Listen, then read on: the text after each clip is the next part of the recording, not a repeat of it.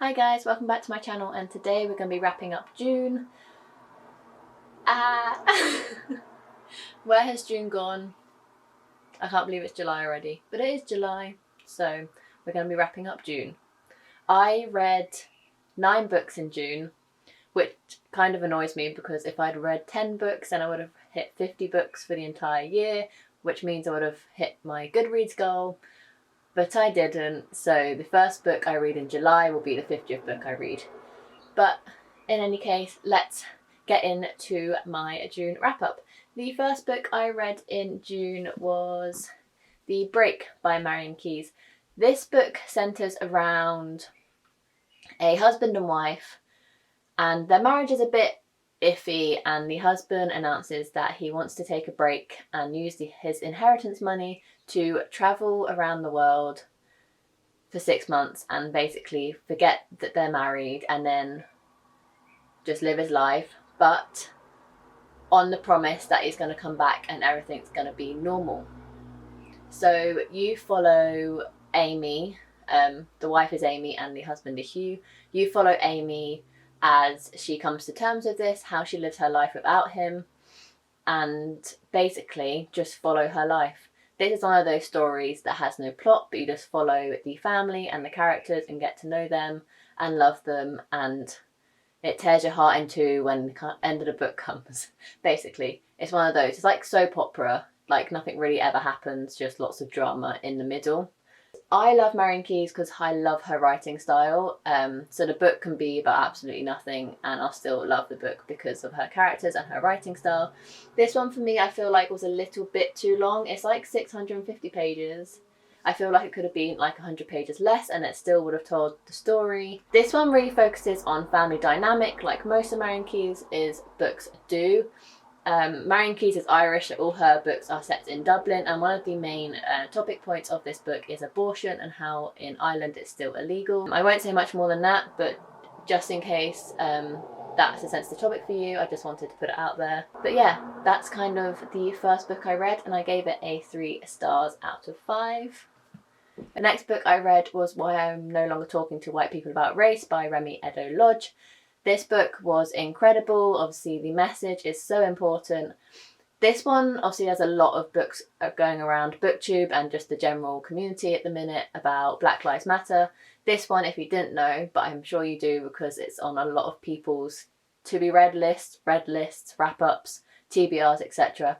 But this one follows the author who's Black in Britain. She's mixed race but she identifies as Black.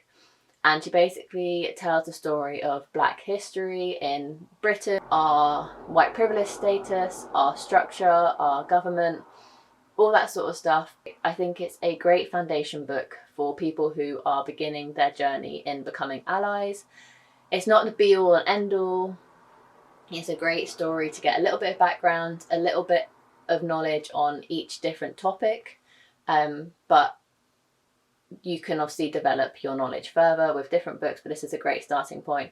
And I just found it really, really impactful. It had great bits of knowledge that I didn't know about. See, I'm British, I've grown up in the white privilege and the UK system, and I just thought it touched so many topics I'd never even thought of before because I'm not taught in schools, and obviously that's no excuse. I need to educate myself by myself, but that's obviously a great starting point and why I read this book, and I highly, highly recommend it. So that one I gave a 5 stars. The next book I read was The Humans by Matt Haig. This book is like a contemporary sci-fi-esque book. It basically follows this main character called Andrew Martin. I got his name right. Go me. I tend to forget characters' names quite easily, but this one follows a character called Andrew Martin who on Earth is like a scientist and has just discovered like this massive scientific discovery, and he hasn't told anyone yet, but this alien species have tracked him and they don't want the rest of the population to know of this discovery. So an alien comes down from their planet to Earth as Andrew Martin, like they take over his body, like become the body's host, and basically try and stop this discovery from reaching the surface. And it's very funny because it's told in the perspective of the alien who's taken over this scientific's body. And the one thing I will take away from this book is that at the beginning, as he's come down from Earth, he obviously doesn't know any of the correct human interactions and how to interact with humans. And he's basically come to Earth in the middle of the night, absolutely stark naked. And people were spitting at him, like shouting rude remarks, all this sort of thing. And he thinks that's how people are greeted on Earth, because obviously he doesn't know anything about Earth. And he starts spitting at people back. He thinks that's the way people say hello. And it's very funny. There's chapters titled like Coffee and Peanut Butter as this alien discovers life through a human body, basically. It had some good points in it because of the humour, but I wasn't a fan of Matt Haig's writing. I couldn't really care for the characters, and I just kind of found it a bit meh. So that's that book. And I gave that one a 3 stars if I didn't mention it. I don't think I did. The next book I read in June was an audiobook, and that's The Worst Best Man by Mia Sosa. This one was good. I enjoyed this one. Basically, it follows a wedding planner who gets left at the altar. That's where you kind of like start the book. And as you go on through the novel, you find out that her wedding planner business is kind of going under, like she's not surviving very well. So she applies to become a wedding planner at this really big hotel venue. And to help her, assist her get the job, the hotel give her a marketing team ready for like the presentation she's going to give at like the end of the week or month or whatever. And that marketing team is her ex-fiance and his best man. And all drama ensues, basically. I enjoyed it. It was really good. The main character, Lena, was half Brazilian, so you had some really cool like cultural aspects of it, like dancing and the food and all this sort of stuff, which was really fun to listen to and hear about, as you don't really hear much rep of Brazilians and people from Brazil in novels, so that was really fun. But overall, it was just kind of like a mediocre book that it was fun to read, fun to listen to, but I'll kind of forget about it in a few months sort of thing. So another 3 stars. The next book, however, was The Black Flamingo by Dave. Why do I keep saying Dave? Dean Atter. This book, if you haven't heard me rave about this book follows a teenage boy who identifies as black and queer. And he's always struggled to find his place in life. And then so when he goes off to university, he tries those different societies and finds that the drag society is the society that suits him best. And that's kind of where he blossoms and like becomes his own sort of thing. And it's all written in verse. And it's just incredible. It's really, really impactful. Dean Atter really hits some important topics like obviously race and sexuality and identity. And what I love most about this book is how of a priority his family were in this book. Obviously you read a lot of YA, and for me a lot of YA that features around romance and love interests, and when you get that sort of genre, the authors kind of like set aside the family. But this family was very heavily involved in the story, and I really liked that aspect of it. Really enjoyed this book, and I would highly recommend you read it. The next book I read was an ebook on my phone, and that was The Kiss Quotient by Helen Huan. This book is very well versed, like it's travelled well in the booktube community. Everyone knows what this book is about, and I finally got around to reading it and it lived up to the hype. It was really, really good. I gave it a 4 stars. This book follows a main character called Stella who has Asperger's and therefore finds it really difficult to be in relationships and know what's the right etiquette, etc, etc.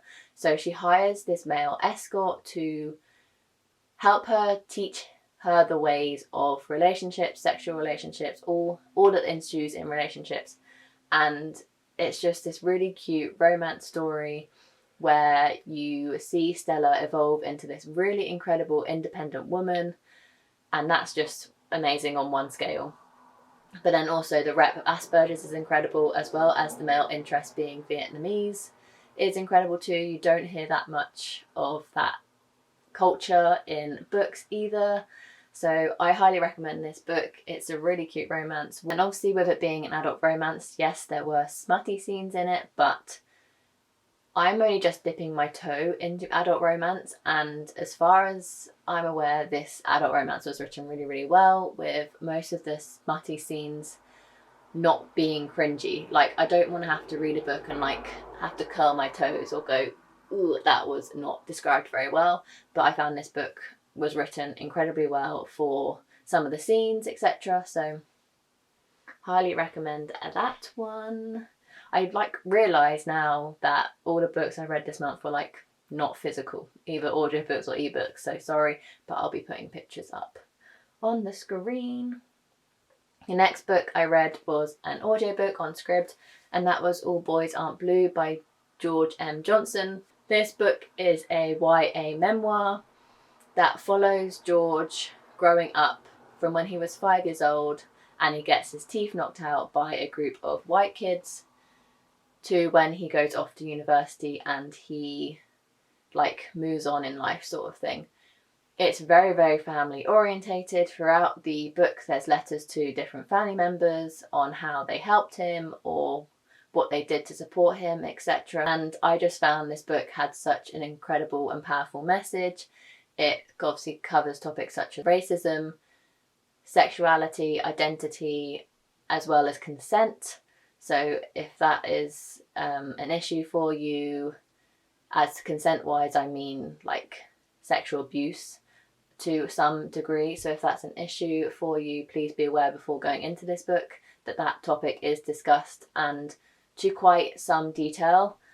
But yeah, this book is so incredibly well written. It hit me on so many levels. It's a 6-hour audiobook, and in that time, somehow George made me cry, like tear up. I don't cry, but like there was water in my eyes. And his relationship with his grandma is just the sweetest. Her letter just got me right in the feels. And if you haven't read this book yet, I highly, highly recommend it. It's on Scribd as far as I know in the UK. Go check it out, basically. Coming up from a really, really high book rating of 5 stars, we come crashing down to a DNF, and that is The Forbidden Wish by Jessica Kirby. I DNF'd this book at page 200. I just wasn't feeling it. I didn't enjoy the characters. I didn't enjoy the plot. This book basically is an Aladdin retelling, but is told in the perspective of the genie, who is a female. She's sent on a quest to help free another genie who's trapped by like the evil in this universe, and it just wasn't that interesting for me. I really couldn't care. I really tried to push myself to finish it because when I DNF'd it like 200 pages, I only had like 150 pages left, but I just couldn't do that to myself. I couldn't care less about this book. The next book I read was You Should See Me in a Crown by Leah Johnson. I also listened to this book on audiobook via Scribd.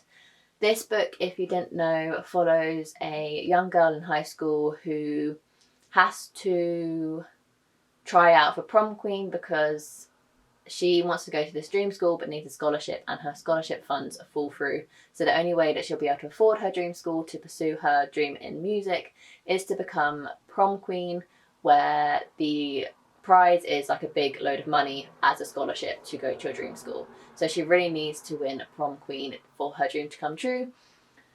And as she does everything that she can in her power to become prom queen, she also falls for a fellow prom queen applicant. So it's a female-female romance set in a high school. It's a cute all-round read, but unfortunately I didn't love it as much as I feel like everyone else did. Like, everyone loves this book and I'm just like, I didn't get it. Maybe because I listened to the audiobook and I just couldn't connect properly. But it was a fun, enjoyable read. I just didn't love it as much as everyone else. And I feel bad that I didn't, but what can you do at the end of the day? You can't love every book you read, unfortunately. I did still give it a 3 stars. I still did enjoy it, just not as much as everyone else seems to be. And I do felt like I felt pressured to give it a higher rating than a 3 because everyone else was loving it so much. So I did initially give it 4 stars, but when I really thought about it, I was like, is it worthy of 4 stars, in my personal opinion? So I bumped it down to a 3 stars. But everyone else needs to be loving it, so there's clearly something wrong with me and not everyone else. And then the last book I read in June was The House of New Beginnings by Lucy Diamond. This book features pretty much in an entire weekend reading vlog by itself, so if you want to check out all my like immediate thoughts, I'll link that one down below. But this one basically follows 3 characters, Georgia, Rose and Charlotte, and basically all of them move to this flat in Brighton to get away from other things in their lives like divorce, grief, trauma, all that sort of stuff. Not knowing each other, they all move into this same flat. And then eventually, as the story goes on, they start to get to know each other, support each other, and in the end just become this really strong female support group that just has loads of stuff go on during this book. And it's just cute. And because I read this book outside, I have some barbecue crust stain on the front cover. So yeah, this is a really cute book. I highly recommend this book. I almost gave it 5 stars, but felt just it didn't hit that spot quite to the 5-star mark. I gave it a 4-star, obviously. It's just really good. The characters were so well written. There's this one scene that really stands out to me where all 3 of them are having like a dinner party together in one of their flats, and you're reading their like conversation. You literally just feel like part of the gang. Like, I couldn't put this book down. I really enjoyed all 3 perspectives. This wasn't so at the beginning I wasn't enjoying one perspective over the other 2, but by the end I was enjoying all 3 equally, because each chapter follows a different character. So you get like a Georgia, a Charlotte, a Rose, a Georgia, a Charlotte, a Rose, etc. But they all feature in each other's chapters, etc. So you never feel disconnected from the story by following each character's perspective in a different chapter. So it was really well written on that aspect. The characters just made you want to smile and you want them to be your friends, and I just loved it. Why didn't I give it 5 stars? That is the question. No, I really enjoyed this book, and I can't wait to read more of Lucy Diamond's works because of it. So yeah, that's all the books I read in June.